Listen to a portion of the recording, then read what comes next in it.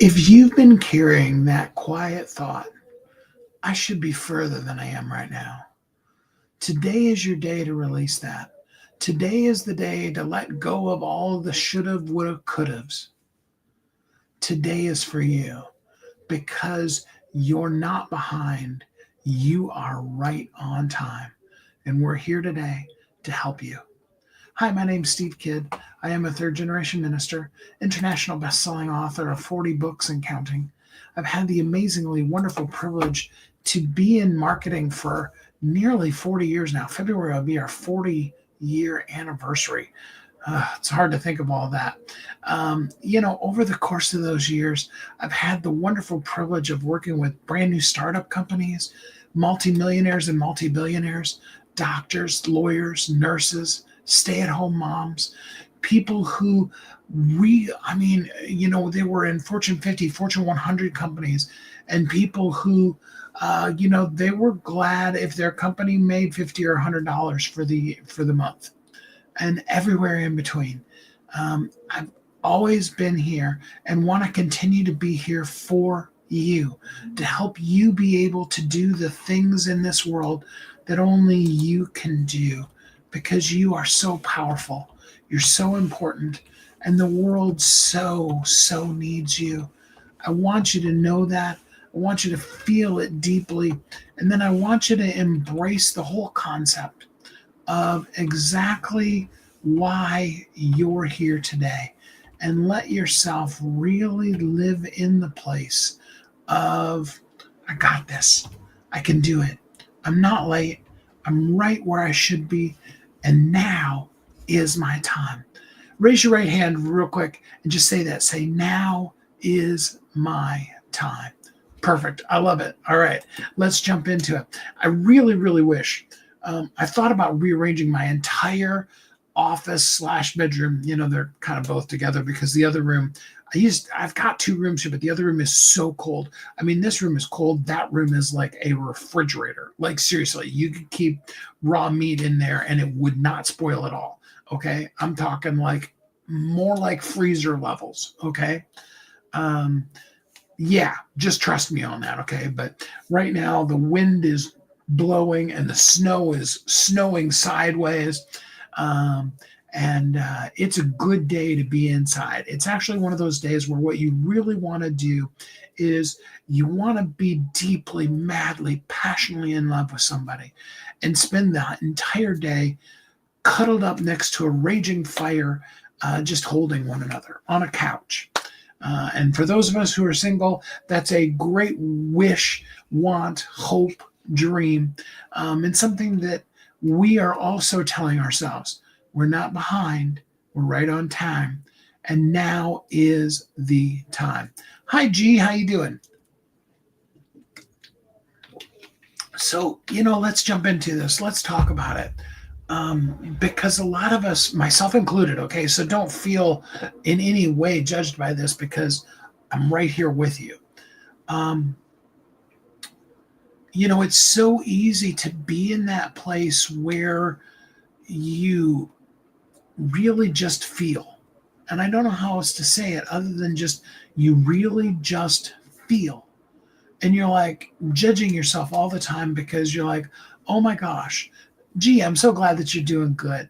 Um, you know, it's so easy to look at our own expectations, or worse yet, judge ourselves by other people. We see somebody, and let's use somebody huge. Let's use a Tony Robbins, an Oprah, those kind of people that have had massive impact. Okay. And they've traveled around the world and they've done all kinds of things. I could even use my good buddy Willie J, who was on with us on Christmas Day. We got early reports and we weren't expecting to see or hear anything about the song for probably 5 to 10 days, more like 8 to 10 days, minimum before we would hear anything. The song's already topping the charts. It's already number one on hot new releases, number one in movers and shakers in Amazon, in the Amazon music singles section. If you haven't gotten Without You, you really should get it. It's a great song. And it'd be really easy, because I started out my life as a musician. I mean, that's what I was the lead singer in a Christian rock band in the 80s, when being the lead singer of a rock band was, pretty what everybody wanted to do. We all wanted to be jukebox heroes, right? I mean, it'd be really easy to judge my music career against Willie's, um, and eliminate everything else that's happened, all the good that's been done in my life, all of the intro that I did. And I talked about the doctors and the lawyers and the nurses and the stay at home moms and the startup companies and all that, and all the people that I've helped. It's so easy to let some imagination we created in our own mind or our external view of somebody else's life, whether we know them really well and we know, their struggles and victories, or we don't know them at all. They're a celebrity on television and we don't really understand their secret struggles. We end up idolizing somebody, like, say, for example, Robin Williams, an amazingly hilarious person. And yet, I mean, in the end, he died of suicide, felt all alone and completely unloved. And there's so many of us that, loved literally everything he ever did. I mean, there's maybe one or two movies that he did that weren't just massively roll on the floor hits. And even those did pretty well. And yet, he didn't feel it. And we judge ourselves. So if you're a comedian, and you could, insert any other comedians. If you're a comedian and you use that person and you judge yourself as less than because of that person, your perception really of that person's success, we end up in a place where we never make it. We never succeed because we're never going to be them. Here's the thing. And back right after the Oprah show ended, okay? I still hear it every once in a while, not as much anymore. But right after it ended, there was a whole bunch of my authors that, if you ask them what their goal was, they wanted to be the next Oprah. And without fail, without a doubt, every single time, because this is totally the core and soul of who I am, I would say to them, well, I appreciate what you mean with that goal, but I'd like to help you begin, even before we start writing your book, begin to start re-looking at that and restating that, because the world's already had an Oprah. Oprah did Oprah really, really well. Whether you like her or hate her, doesn't really matter. She nailed being Oprah. She was the absolute doctorate level, did the thing, succeeded at it, Oprah. Okay? And the truth of the matter is, when it comes to the race of your life, you are going to be victorious. You absolutely will be the winner of the race of your life. You'll break the tape. You will be the victor of your life. It is. It's not a maybe, not a, the horse from the other race can come in and win. Somebody can, do an impression of you that's better than you. I remember back, oh gosh, this was probably 10 years ago. There was a person who had a fake Christopher Walken Instagram account. I think it was Instagram. Might have been TikTok, one of the two. And it definitely wasn't TikTok. Might have been Twitter. But anyway, nailed it. I mean, just totally, like, I would have thought, really honestly, that it was totally Christopher Walken. I mean, they had his voice, his tone, his mannerisms, all of that down. But at the end of the day, that person, as great as they are at copying him, and I've seen some comedians and others that, do really, really great impersonations. No matter how great the person's impersonation is, they won't win the race of that person's life. You will be the victor of your life, and you get to decide what it is. And the thing about it is what I want you to see today, and what I want you to release, is all of those critiques, all those judgments, and any of the shame that comes around with it. Okay, let's not wait until the ball drops on, at midnight on January 1st, and we herald in 2026. Let's not wait to then to begin to start fresh. Let's Let's put the line in the sand, put the tent in the ground. There's a word and I can't think what it is. Let's really stake in the ground. There you go. Thank you. Some days my brain just really doesn't.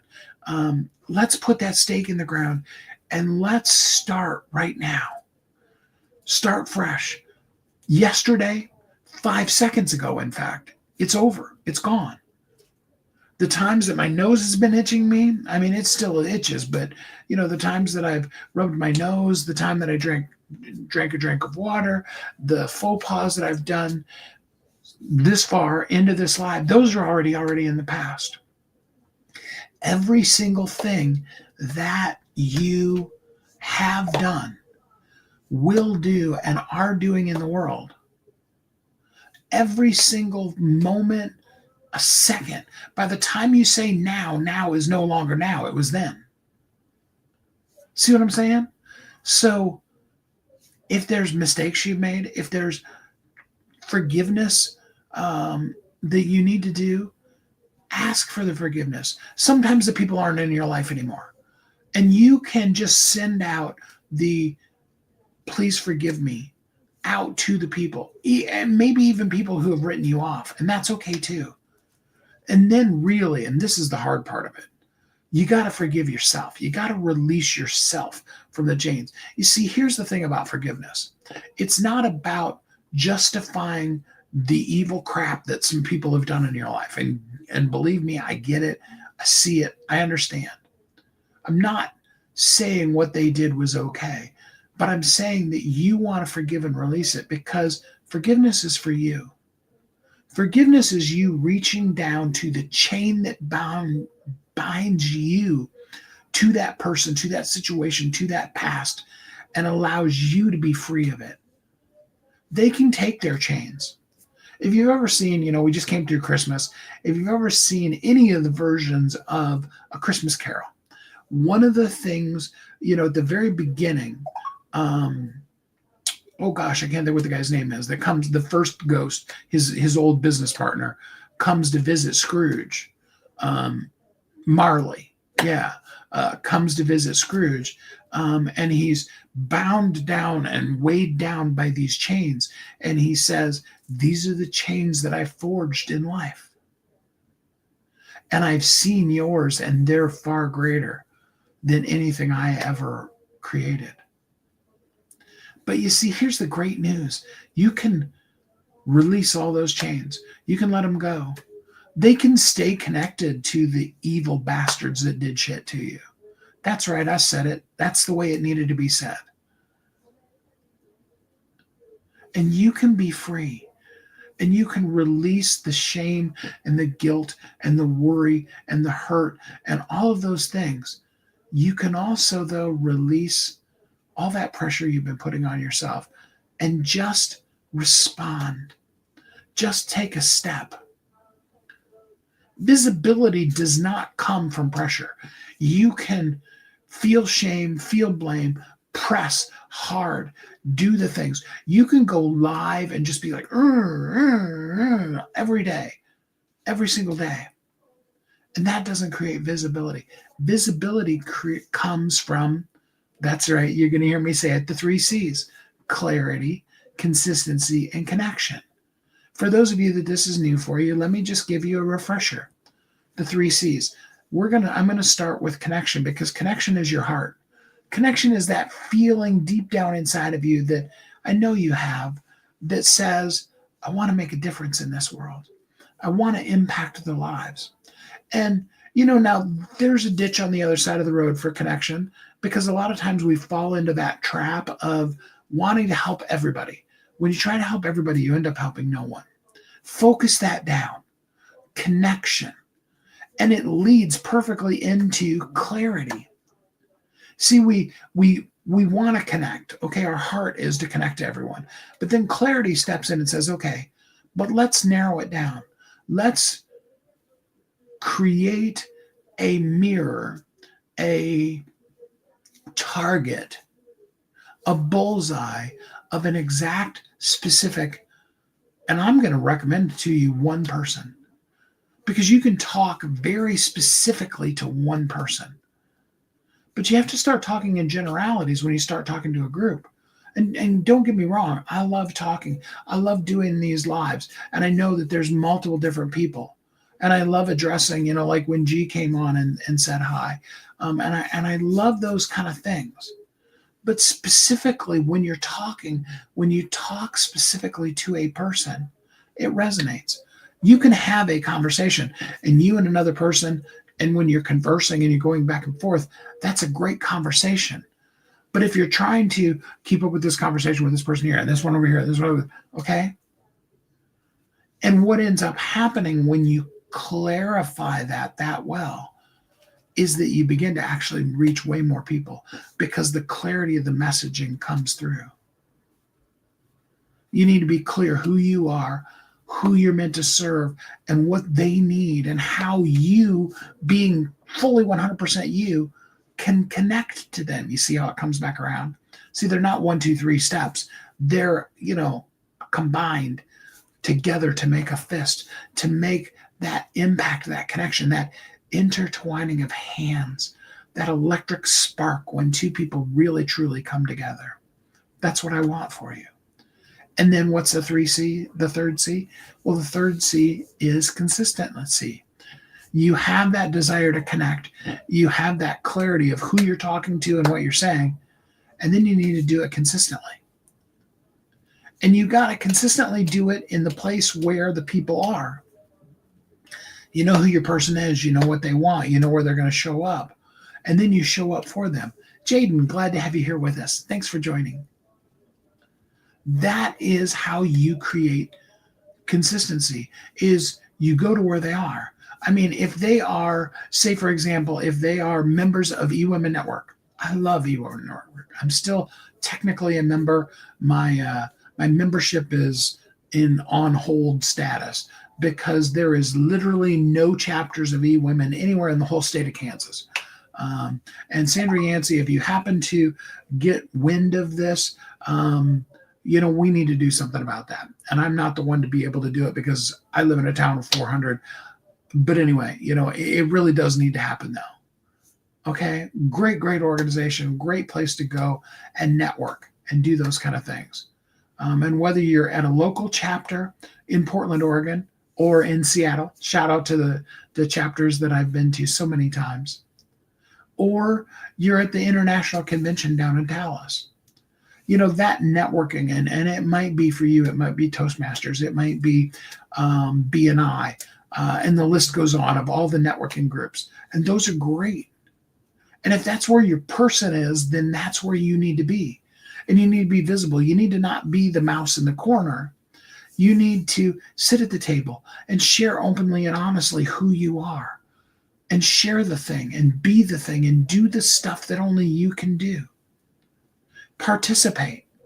I love eWomen because it gives you the opportunity every single month to come in, sit at a table, and I recommend to you, sit at a table of people you've never met. And if you come with somebody, if you have like a spouse or a best friend or whatever, don't sit at the table with them. Sit someplace completely without, preferably in a group that you've never been in, and then participate. Donate something that goes into the raffle. Because you're going to get to come up and you're going to get to talk for a second, and do those kind of things, do all of the kind of things so you can be visible and valuable to the people. Not with the shame, not with the blame. Now, my sweet spot, as we all know, is books, right? Visibility of books. Anybody could write a book. I mean, yeah, there are even some pretty cool AIs that I've seen that if you know who you are, you've got that clarity piece, which is what all the programs are missing. You're going to have to bring it to the table because none of them have programmed that in yet. And don't let ChatGPT come in and tell you who you are. It can help you refine who you are, but you need to push back on them and go, no, that's not me. Okay. And over time, it learns those things that you corrected on, but it's still never going to be, you still are going to always have to have that 20% of human. But once you have the book, it's got to be visible. You know, and even though I always quote to you over 95% of all books sold are sold off of Amazon, and that's where you need to be visible, and absolutely you do.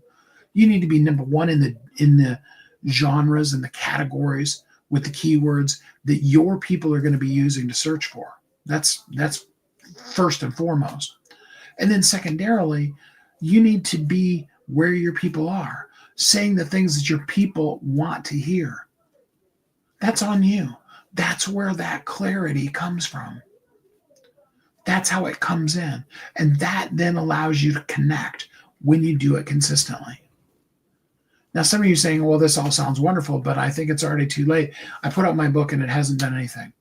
I have this message and I don't know how to put it in a book. Any of those kind of things. Wherever you are in the process, I want to help you out. And I want to do it for free. Okay. Not some kind of sales pitch, not some kind of hype or anything like that, but just simply a free review. Just DM or comment the word review. Okay. Just that simple.